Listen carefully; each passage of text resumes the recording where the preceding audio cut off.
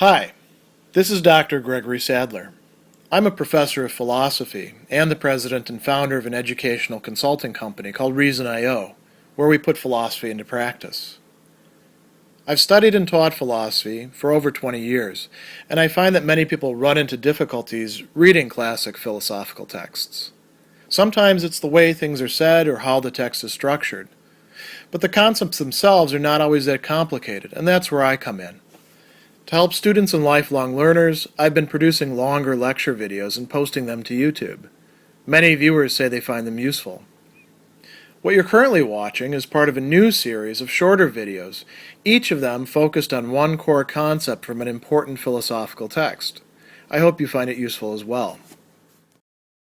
Chapter 5 of Thomas Hobbes' work Leviathan is titled Of Reason or Science, and he's really going to talk more about what he conceives of as reason or reasoning than he is going to talk about science. But this is very important because he is developing what he thinks to be a true science of humanity in this work, and extending not just to, as we might think about, political and social matters, but also ethics, and even the way in which our human bodies and minds work. So he is going to begin this by saying that when a person reasons, all they're doing is conceiving a sum total from addition of parcels, or to conceive a remainder from subtraction of one sum from another. So this shows you that Hobbes takes arithmetic and also to some degree geometry as paradigmatic for what goes on when we human beings are reasoning, when we're using our distinctive faculty of reason that we have as the kind of creatures that we are. And he's going to make a case that we don't necessarily have to buy into, that reasoning is all basically addition and subtraction. He even goes so far as to say, hey, even in arithmetic, multiplication, just addition of the same sort of thing, and dividing is really a kind of subtraction. He says that these operations are not incident to numbers only, but to all manner of things that can be added together. And when we're engaging in reasoning according to Hobbes, we are indeed adding things together. We're compounding them according to his understanding of how language and thought work. So he's going to tell us, mathematicians or arithmeticians teach to add and subtract in numbers. Geometricians who are working with space teach the same in lines, figures, angles, proportions, times, degrees of swiftness, force, power, and the like. So we're also talking about physics. Then he goes on to other stuff. The logicians teach the same in consequence of words. Consequence means putting words together, adding together two names to make an affirmation, two affirmations to make a syllogism, many syllogisms to make a demonstration, and from the sum or conclusion of a syllogism, they subtract one proposition to find another. So, logic can be understood to be working on analogous lines. And then he brings up two other very interesting extensions of this. Writers of politics, that is political theory, add together what he calls pactions to find men's duties. And lawyers, laws and facts to find what is right and wrong in the actions of private men. And so he goes on and he says, in sum, what matter soever there is place for addition and subtraction, there is also place for reason, and where these have no place, their reason has nothing to do. So, reasoning, human reasoning, always involves addition and subtraction, and so he's going to come to his own definition of this, and he says, reason in this sense is nothing but reckoning, that is, adding and subtracting the consequences of general names agreed upon and Y for the marking and signifying of our thoughts. Marking when we reckon by ourselves, when we're reasoning by ourselves. Signifying when we demonstrate or approve our reckonings to other people.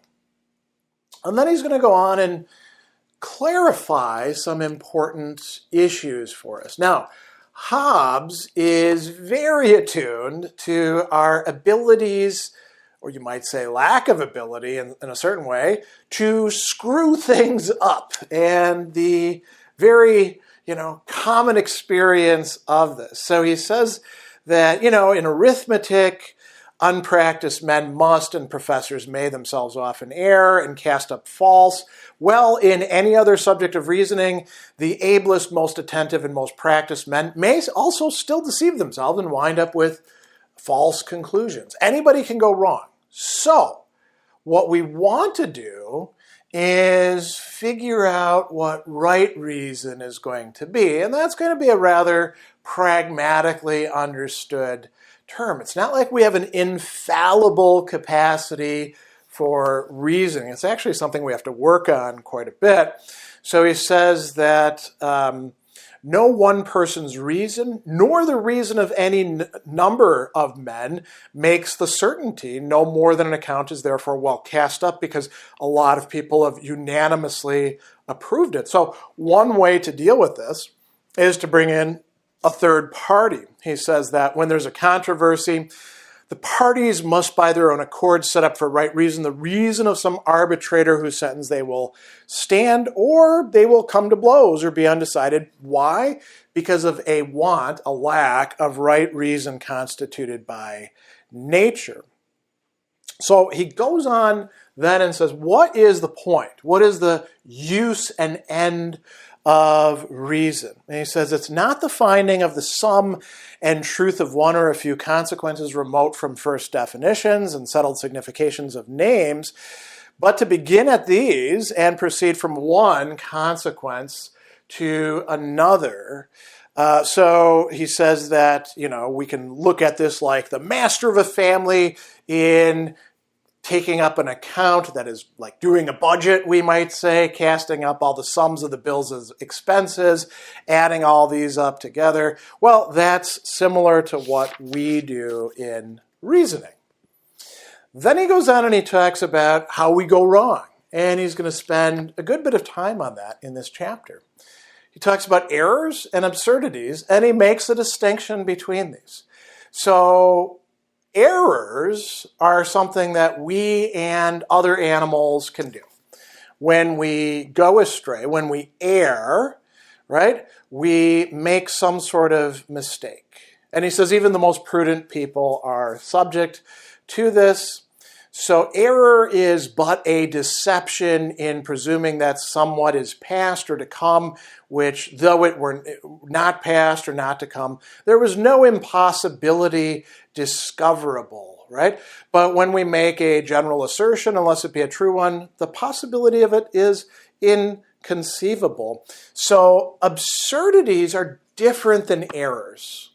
If I think that Leviathan isn't by Thomas Hobbes but René Descartes, I have made an error. If I attribute to Leviathan things that couldn't possibly be the case, then, whether I realize it or not, I'm winding up in absurdities. And he says only human beings, only human minds can produce absurdities. Other animals can't.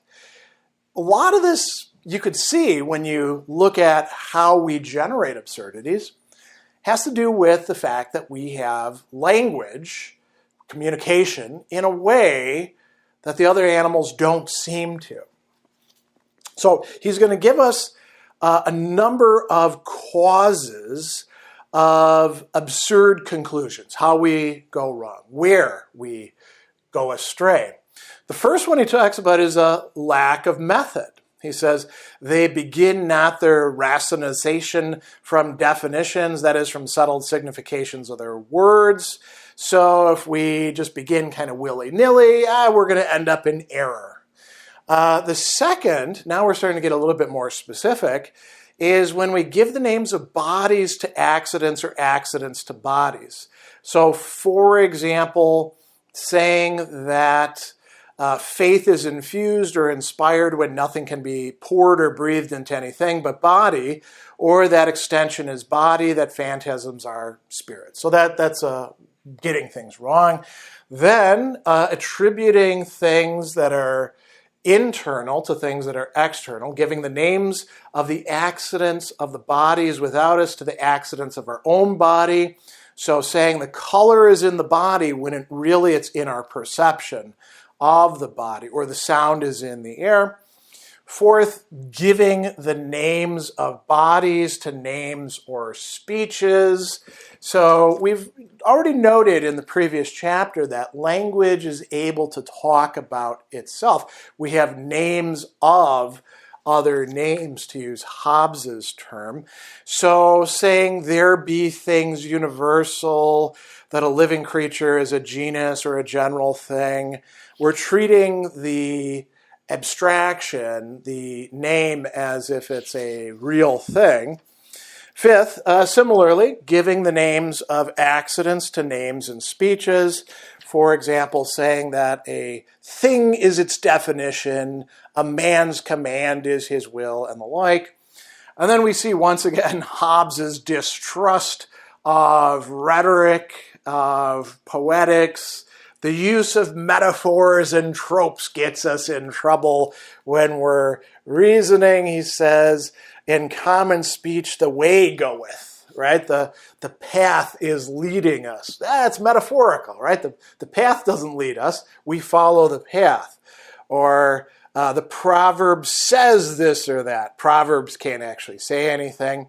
So we should not admit these speeches. And then seventh, names that signify nothing, right? Making up words that don't actually mean anything. And here's some good examples. Hypostatical, transubstantiate, consubstantiate. It's kind of funny there because he's going after both the Catholics and the Lutherans. Transubstantiation, Catholic doctrine. Consubstantiation, Lutheran doctrine. Hobbes doesn't buy into either of those, and he's saying these don't mean anything, right? So he says that if we can avoid these things, then we can try to avoid falling into absurdity.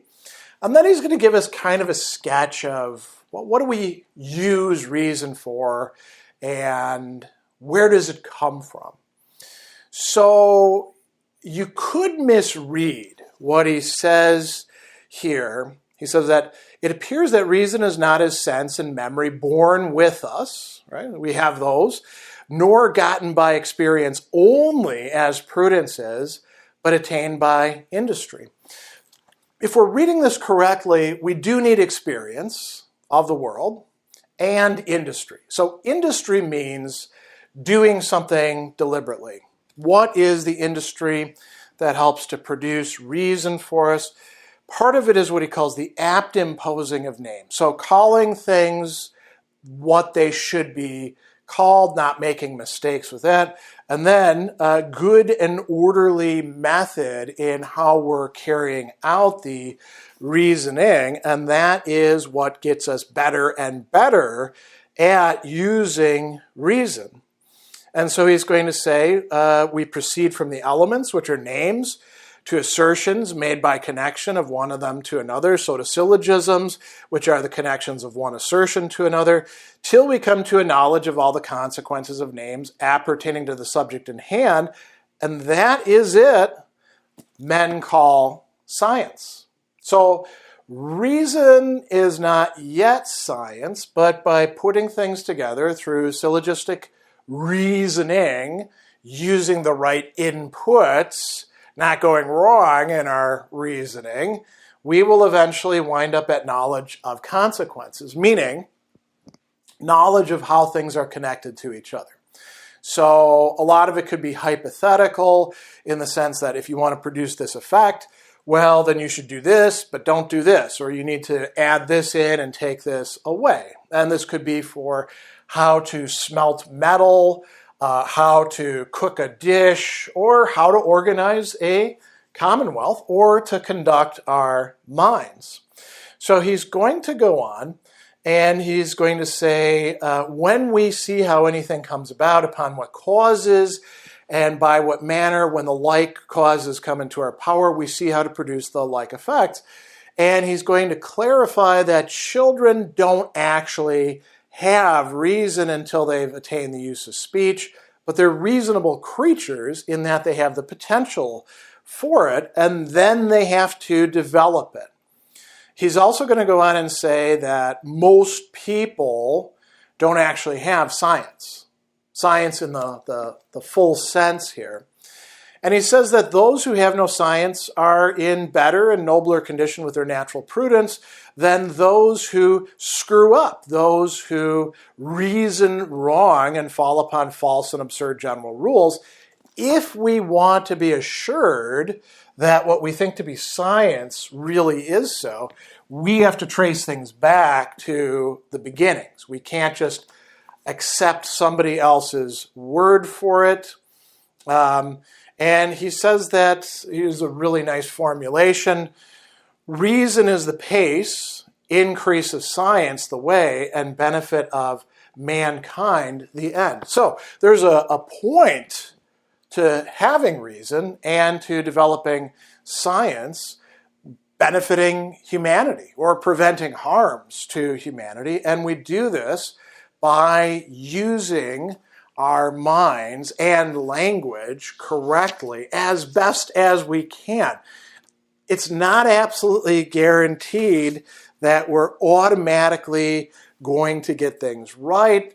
We will, in fact, screw up, but we need to use reason to figure out when we have done so. And he draws a couple other interesting connections. He says, much experience is prudence. We talked about that in the earlier chapters.